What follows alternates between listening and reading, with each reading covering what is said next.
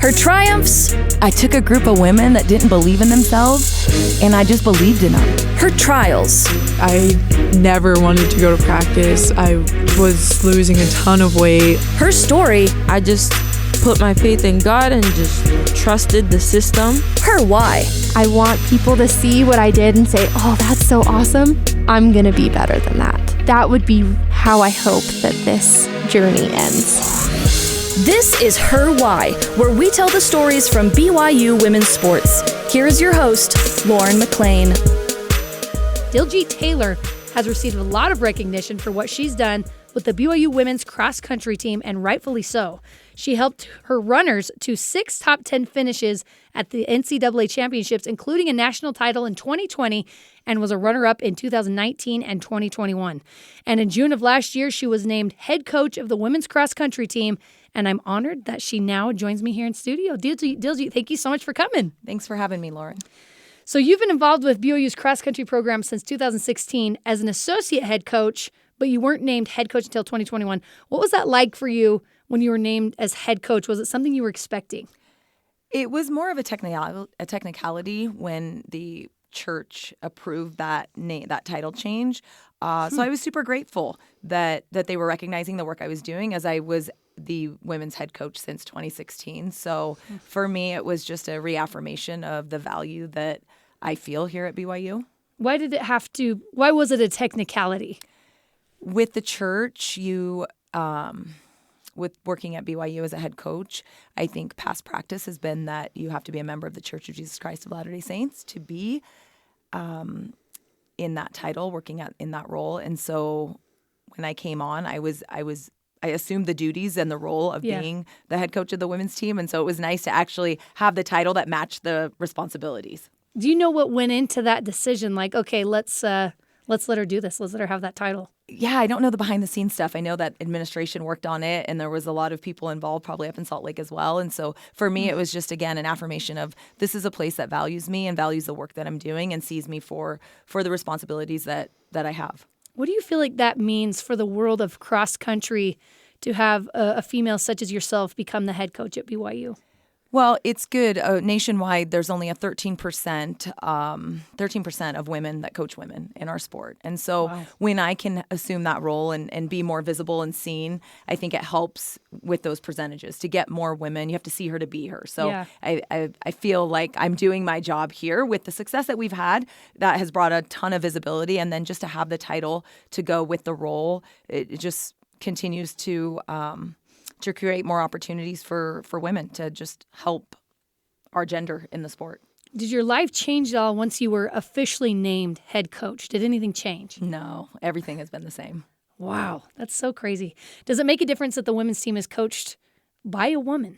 Like for the girls themselves, do you feel like? Yeah, for my women, I think I like to say that I can have a more intimate relationship with the women being a female role model, and that allows me to coach them in a different way and just be emotionally invested and connected, and it looks different coming from a woman. You grew up in California, but your parents are originally from India. Have you ever thought about what your life would have been like if your parents would have stayed in India? All the time. Growing up, I grew up in a super strict family, and oftentimes I was really frustrated with the cultural expectations that were placed on me as a young girl to immigrant parents, but oftentimes would remind myself that my childhood in America as an Indian girl looked vastly different than what it would look like in opportunities looked way different than they would be if I was in the village in the Dassanj Galan in Punjab, India. So super grateful. Do you see any similarities between the culture in India and maybe the Church of Jesus Christ of Latter-day Saints? Yeah, a lot of the standards align, and I feel the moral compass faces the same way. And so it was easy transition for me to come here and embrace the values since I was already brought up in them and living them. And yeah, just easy to embrace it. A lot of similarities with the way of life and the way of thinking. What do you feel like you learned from your parents that maybe has helped you as a coach? Work ethic has been probably the most important thing. As a child of immigrant parents, I think overworking is a real thing. I'm like always filled with anxiety if I'm not doing something in every moment of my day, because I think that's just the environment I was raised in. So I assume that same personality that came from my parents. But really, just if you work hard, you'll see the rewards. And in coaching, I think that especially for my parents, they worked a long time, really hard, and maybe didn't see the rewards right away. It took time for them to build that. And coaching is the same way. Sometimes you don't see the rewards instantly. It's not instant gratification. We're so used to that now, right? In this modern day, instant gratification is what we seek. But what I've learned is you put the work in, and eventually you will see the rewards. Tell me a little bit more about what it was like growing up in your home. Growing up in my home, there was a lot of expectations that were already, it was like almost a handbook. Like, this is what is expected of you. And nothing individually, really. It was just like, this is what you do. This is just what Indian girls do. And so that's just how it was. And I accepted it because that's how it was for all my cousins. Same expectation for my sister, my mom, aunt, grandma. We all had the same, basically, ceiling. Wow. And no one really asked what your dreams are. And so I remind myself of that often. And not only just, it's important. That has helped me become the coach that I am, because it's important to me what women's dreams are. And I'm going to chase those dreams with my women. I wish that, well, I wouldn't be the person I am without that upbringing. So I can't say I wish it was different for me, but I made it different for me. Yeah. And by chasing those running dreams. And so I'm really excited about the opportunity to continue to chase dreams with women. It's my whole purpose of why I'm here. That gave me the chills. So with that upbringing, that type of upbringing where you mentioned that they don't really ask you your dreams and what you want to do, you just kind of have to go by the book. How were you able to find cross country? I started in extracurricular sports. We were allowed to do that growing up. So I played soccer, I swam, I played basketball, played tennis, and running was just the thing that brought me the most amount of success. It was the common thing that I was really good at. And when you start winning, it's, the best drug in the world. And so yeah, it found me. Running found me. What made you want to do it after high school and into college? As I started getting the school record in high school and just started getting recruited at the, junior year of high school, it was something that I had fallen in love with, and I wanted to pursue it beyond high school. But I knew for me that probably wasn't going to be a possibility. And I was told it wasn't a possibility. It's like Indian girls don't run in college. And so I had to kind of shut that down in my mind for a couple years. And then later on, I would chase it on my own. So what were your parents' reactions when you told them you were going to run it? What was it, Cal State Stanislaus? Yeah, they weren't really a part of my life in that particular moment. I had left my house to kind of live life on my own terms and took a really unconventional path to the entry into the NCAA. But again, super grateful. And as we've looked back upon those years, I think I'm super grateful that I took that step and just followed my own dream. Well, you had a lot of success running in college. What was it about that made you want to start coaching yourself? After I ran for Cal State Stanislaus, I had the opportunity to run for this post-collegiate team in Palo Alto. And a coach by the name of Frank Gagliano was my coach there for 3 years. And he saw something. He saw the coach in me long before I did. I never would have considered coaching as a career path, and he saw that in me, and I trusted in him. At the same time, my college coach at Cal State Stanislaus was going to step into an administrative role, and she had told me she would have loved for me to take over as the men's and women's cross country coach at Cal State Stanislaus. So 2 really influential people in my life telling me that they saw something in me, and I trusted them. What do you feel like they saw in you? Probably a level of positivity. I'm always the person in a room that I want to leave the energy better than I found it. And so with my team, I had that's what I brought. That was my gift, I guess. And so I think that's what it was. Because as far as from X's and O's part of the sport, I wasn't very familiar with it. And I've learned a lot and continuing to learn, but it was more just the art of coaching. And when you really kind of nail down the X's and O's, you realize that's not even what it's about. It's about the art of coaching. And so I was lucky that people told me the importance of that early in my career. So you obviously had some great coaches yourself. What kind of coach did you want to be when you first got into it?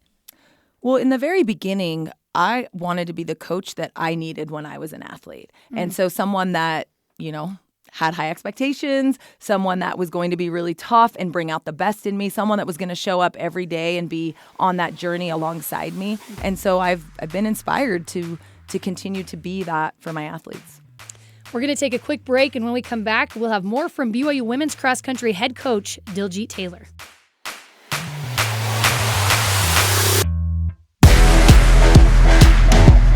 This is Her Why, and we're continuing our conversation with BYU women's cross-country head coach Diljeet Taylor. You spent 10 years coaching at your alma mater, then BYU offered you a job to coach in Provo. What were you thinking when that offer came through? Well, originally I did not see myself in Provo, Utah. And so when I came for the interview, it became a little bit more of a recruiting process, and I really just felt inspired to be here. I felt like the women needed me. And that sounds so cliche when people talk about BYU, but yeah, I really felt that inspiration and took the leap of faith and moved my family out here in 2016. You feel like Ed Eyestone was recruiting you to come coach. He reached out to me. And again, I didn't have a lot of ties to BYU. Yeah. My father-in-law is alum, and that's pretty much it. They lived in Lehigh, and Ed and I had crossed paths at several track meets. And so we had a little bit of a conversation about that. But other than that, there was no strong pull until I got on campus. What did you know about BYU before you came here? Jimmer. Really? That's it. Yep. Did you grow up a basketball fan and you watched? Yeah, or you just I was a remember the basketball name? fan, and my husband and I would come to Utah for Christmas, and we would, catch a basketball game. Wherever we go, we try to catch a basketball game. And so I remember watching Jimmer my seats are much better now, thanks to Brian Santiago.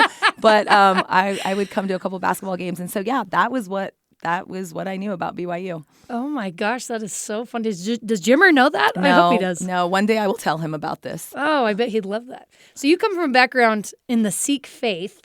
Were you wondering if you could fit in Provo when you first came here? Like, how am I going to do this? Yeah, growing up with a lack of diversity, I always wanted my boys to experience something different than I did with just a ton of diversity. And so that was one of my apprehensions coming here. But also being of the Sikh faith, we just teach if you're Christian, be a good Christian. If you're Muslim, be a good Muslim. And so I was able to be really accepting and loving to those that were different than I was. And I just chose to be the diversity.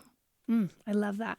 You mentioned that you felt like the girls needed you when you first came here. Was there something else to it that kind of drew you to BYU? Well, I knew the women had been successful in the late 90s and early 2000s, and then there was a bit of a drought in terms of outcome and success. And so I looked at that and thought it would be an opportunity for me as a female to coach women and really see what I could do. It was challenging. Let's see if I can bring these women back to national relevance and inspire them and empower them in the process. I knew the women of BYU were going to be similar in some cultural aspects. Yeah. I knew that there would be a resemblance to some of my childhood, and I could relate to that. It was relatable to me, and it was meaningful to me. So there was more to it than just getting on a podium. And it sounds like you like a challenge. Is that Yeah, right? I love it. I love it. That's so cool. So I know that you had visited Provo before. You mentioned your father-in-law lives around here. But was it still a bit of a culture shock when you first got here? Yes. I look back and think of stories of just things that are said to me, whether it be from neighbors or even just at the country club. And I'm like, wow, really went back in time. But, I've embraced it because I think the intentions are so good. And it's just a place, it's a special place. And I can't explain it to people outside of here, even my colleagues that were super shocked. I was at a point in my career where I was ready to take that D1 jump. Yeah. And there were several offers coming through. So at some point I was going to take that Division I leap and see what I could do at this level. And they were shocked. And as they've learned about my journey over the last 7 years, they've come to an understanding and just, wow, we get why you're there now. But in the beginning, it was a bit of a shock, not just to myself, but to people in the arena of track and field. Amazing. Like, what is she doing at BYU? What are you doing? Well, your husband's a member of the church. Is that Yes. right? What was his reaction when you decided to take the job at BYU? Well, I called him on my way home from the interview and said, we're going to move to Provo. And he said, they offered you the job on the spot? And I was like, no, because they still had interviews to do. I was like, no, but they're going to. I was really confident. And they did. And we we did it. We just packed up our house and in a couple weeks moved across the States, and now a resident of Utah. Like, I tell people, like, where do you live? I live in Utah. It's like, what? But do you say I'm a Utahn? That's No, I the don't real say question. that. I haven't got to that point yet. I'm not there yet. No. So your husband was just like, okay, yeah, let's do it. Yeah, and it really worked out well with his career. He was able to call his boss, and he was working remote before everybody started working remote. Yeah. And so it's been great for our family life just to have him around more, and he's so supportive. I could not do this without the 3 guys in my life that, are in the background making it possible. So cool. What was it like coaching that first season in 2016? Oh, I'd give anything to go back to those feelings. Oh. We just, I took a group of women that didn't believe in themselves, and I just believed in them. And it was really that simple. For 10 weeks, I believed in them. And, I didn't know what could happen. We get that top 10 finish in 2016, and we celebrated it the same way we celebrated the national championship in 2020. Just pure joy, knowing that you've reached just new heights. And I think those women, I attribute a lot of our success to that group of women in 2016. We've built off of that, and they made the next group of women believers. Well, you've created that atmosphere. You created something so special. You created a sisterhood, I would say, between your athletes. How do you feel like you were able to do that? Well, I think it was really important for us to one, come up with the team culture, but also just an identity of who are we and what is our purpose? Why are we doing this? Sport has to be more than just chasing times and records. And we came up with this BYU Run for Her. And it's just running for the little girl that fell in love with the sport. And every woman on my team can relate to that little 10-year-old girl that fell in love with it. And when you get on the line and you're reminded of that little girl, you're going to do everything to not let that little girl down. We can let the adult version of ourselves down. It's really easy to sometimes do that and feel this imposter syndrome and am I really good enough? And those are normal thoughts. But it's really, really difficult to look at 10-year-old you or 14-year-old you and say, I'm not going to fight for you. So that's what we did. We created the sisterhood with the BYU Run for Her. And it's our entire identity. It's, known nationwide now, and I love it. I love what it represents. Do you feel like most of the girls embrace that pretty quickly? Yeah, it's easy. It's easy to embrace. And I think oftentimes they want to work hard so they can be at NCAAs and wear that tattoo on the back of their fake tattoo, not a real one. It's just what it represents. And that creates the sisterhood is, it's not about just one woman in the program. It's every single one of them. They all play a role, and I play a role too. And I have to make sure that I'm showing up as my best self every day so that they can be their best self. You write notes to your runners before every meet. Is that right? Yep. How did that start? How did you come up with that idea?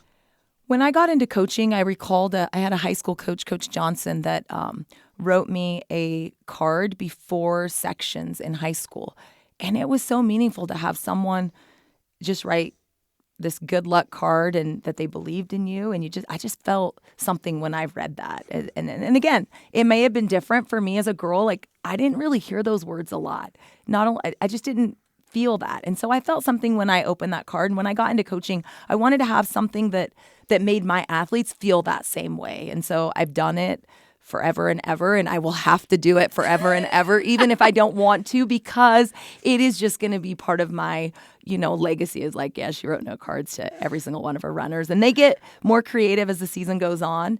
They start out really simple, and obviously at national championships, they're like blinged out with pictures, and oh my gosh. It takes forever. But it's really important, especially like inside those cards, to just be able to write those words over and over again. I believe in you, those 4 words. Those are constantly in those. I mean, athletes I coached a decade ago, 15 years ago, have note cards. And a lot of times they keep them, throughout their journey of 4 or 5 years. They now have this like box full of note cards that I think if you read that over and over again, you start believing it. How have some of the women responded to those notes? Well, it's interesting because now I get them in return. And it's just, I usually the night before NCAAs, whether it's indoor or cross country or outdoor, I have just sitting on my hotel floor reading these cards that the women give me. And it's just, it's meaningful because they're being able to express gratitude through these note cards. And that's one of the big things in our team culture is faith, trust, love built on gratitude. I think gratitude has to be the lens that we like see life through, makes everything so much easier. And so when they express that gratitude, I just get to watch. They grow into these strong women right before my eyes, and I get to watch that whole process. And so oftentimes in those note cards, they're able to express emotions that maybe you just don't verbally say to someone in person. For sure. The way you talk about the women on your team, it makes it sound like you're just a big family, that you guys are just so close. How well do you get to know these women that are on your team? Really well. I mean, we always have we started this tradition where we buy like 7 packs of Oreos and a gallon of milk, and we just sit there and dunk the Oreos and all of our emotions. And so, yeah, in order to coach someone, you have to fully know what they're going through outside of the sport, right? Like, who are they married to? I get to know their spouses. Like, what are their trials? What are their challenges? What are their dreams and passions? What do they want to become? Who do they want to become? And I think those things are really important as a coach, to invest in people. That's what it is. Really, I want to invest in my women before I invest in their performances. Now, obviously, I'm highly competitive. I want to be the best. I want my women to be the best. And that drives me every single day. That really gets me out of bed every single morning, like ready to go. But it's bigger than that. And it's about who these women are becoming and who they're going to be as mothers and daughters and sisters and wives, and how they're going to change the communities around them. Not right now necessarily, but these lessons that they're learning in sport, how it's going to help them navigate through other trials that they are going to encounter in life. And I have women now from 15 years ago that write me messages about just what they've learned and how they're applying these principles to just their new ecosystem. Like right now with athletics, right? It's a pressure cooker. Yeah. We feel that every day. It is. But there's other pressure cookers that we're going to embrace in life, and we have to be ready for those. And you just don't realize it. But sport has helped me in so many ways. And that's what I hope it does for these women. And so, yeah, it's hard. And I'm hard on my women. Like, people are like, oh, you do all these parties and it's so fun. And it is, but I'm also like, high expectations, high love. And you have to keep it like that. And that's just how I operate. If I give you, if you give me 100%, I'm going to give you 200%. Whatever you put into yourself, I will pull it out, like by any means necessary. But other than that, like, I want them to leave having a great student-athlete experience. I want them to leave as empowered women and feeling like, you changed the trajectory of my life. When an athlete says that to me after 5 years, it's like, irregardless of the performances, that is coaching. Will you be my life coach? Oh my gosh. I'm like, yeah, okay. I feel inspired just listening to you. Clearly, you've changed the lives of so many women that you've coached. What have you learned from them that you've applied to your own life? Oh, so much so. As you take on a woman's dreams, and really, the path to success is not linear at all. Yes. I think I've learned more from the lows. As you experience lows, that's how you're strengthened, right? Through struggle comes strength. I'm a big believer in that. And so as I have struggled in my own life, I've become strengthened. I've gotten harder through it, and tougher. But as I've experienced it through other women's eyes and through their life, as I'm walking that journey, their perceived failures or my perceived failures. And so that has strengthened me. I have learned so much by going through every single experience, and they prepare me for the next woman. Like, I'm not prepared to coach these 2022 women. I couldn't do it if I didn't have the 2021s and the 2020s and the 2019s. And these 2022s are preparing me for the 2023s. And that, to me, they are who I am coaching, and I'm the coach I am because of the women I coach. I could have the best coaching practices and know all of the latest everything, but without these women, like, I am not a coach. They give me my title. They bring my title to life every day. It's so interesting to me that you talk about how you start with love, you get to know them, but you're also very hard on them. You have very high expectations, but you also have fun. How do you balance doing all these things as their coach? It's so hard. And oftentimes I know that the teeter-totter is probably going too much one way and not the other. But they ground me too, and I ask women, like, do you want to be good or do you want to be great? Yeah. I want to ask you every time in August, do you want to be good? Do you want to be great? And they're not going to come back. Most of them don't come back and say, I just want to be good. Yeah. Right? They all want to be great. So I remind them of that. Like, hey, we're going to go through these hard things because we want to be great. And so they get through that hard stuff, And we try to balance it with, like, my thing of high love is the note cards, the team parties, the fall fling, the winter, everything. I mean, there's so much stuff that we do that they're going to remember those things much longer than they're going to remember the one race that, was wherever. And so I try to make those experiences special. At NCAAs, like, they're going to have the best experience than any other athlete that is showing up. Like, I know that I want to make sure when I put my women on the line, I feel so confident in not just their preparation, but also just what I've done to get them there, like how the path. It can't just be the workouts. It has to be the path that took them there. And I find a lot of pride and confidence in putting them on the line, knowing that we've done it the right way. Yeah, and you did everything you could. Yep. You mentioned that the 3 guys in your life have helped you so much in this journey. How do you balance being a wife and a mom and a head coach? Yeah, I can do 2 things really well, and I know that. And so there are going to be times that I'm a mom and a coach. There's going to be times where I'm a wife and a mom, and something is on the back burner, and it's just, there's a season for it all. When I first started coaching and became a mom, I was seeking this, like, work-life balance that people talk about. You listen to all these podcasts and read these books, and you're like, I was constantly searching for something that didn't exist. As soon as I realized it's about compromise. And that's what it is. And you're going to miss stuff. Yeah. You're going to miss stuff. And I'm the first one to admit it's really hard for me to be present. When I'm in season, like, that is where my heart, my mind, my soul is. And I have to work on that. Like, it's something that I have to work on. I'm super connected to this tiny little phone that is always needing me. And so it's a compromise. And my kids know that. Like, yeah, they are tough on me. Like, I walk through the door and they will be like, hey, what happened to this event or this race or this athlete? And they just, they have high expectations of me. And I love that. We're doing this together. Yeah. There's a lot of experiences that we get as a family with me being a head coach here at BYU. And sometimes I have to remind them of that. Like, hey, this is part of it. That's so cool. One of your goals for everyday life is to empower someone each day. How do you accomplish that goal? So my self-check on my drive home every single night, and if I'm on the road, just like on the way back to my hotel room, there's just like wired inside my brain of how I think is, did you empower someone today? And oftentimes that's an easy ask because I'm coaching women. It's like, obviously you're empowering them either through workouts or writing a text message or just giving them a high five. And if I can't think of it, like, oh man, I didn't. I was just so focused on what I was doing. I don't think I really meaningfully empowered someone that I can specifically remember. And so I will just sit in my driveway and either make a phone call or a text message. And what's crazy about that, Lauren, is like when Anna Camp won NCAAs, like I was in February driving around and I asked myself, who did you empower today? And that day I was like, I can't think of anyone. So I remember calling Anna Camp saying like, do you want to win NCAAs? Because I think you can. And so in June, when she won NCAAs, she recalls that February phone call that happened. And it was just my daily check of like, who are you going to empower today? I love that. I think that's such a good example that everyone should try and do in their everyday life. Take a step outside of themselves and look to somebody else. My last question for you is, in your incredible career that you've had so far, is there a moment that sticks out to you the most? The most recent. Everything, you know, the 2016 NCAAs was special, but winning every single win we've had. But really just, there isn't a moment. I think they've all been etched in my memory and they all hold their special value and weight. But it just, I'm always working for the next moment.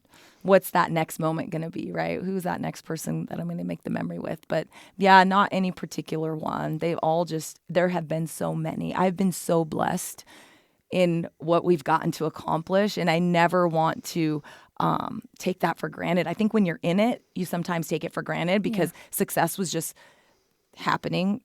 And it wasn't just happening. There was a lot of behind the scenes that was going on, but it just was one thing after another. And so, looking back at it, it's like, you just want to like take advantage of every win, even no matter how small it is really just embrace it. So when women do something great and they're kind of disappointed because they want more, I'm like, no, we're going to celebrate these small wins because all these small wins add up to the big ones. I'm here with BYU women's head cross-country coach, Diljeet Taylor. Diljeet, thank you so much for coming on with me today.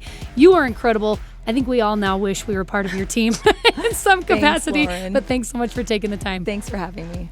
You can download and listen to all episodes of Her Why on the BYU Radio app or wherever you find podcasts. Her Why is a production of BYU Radio.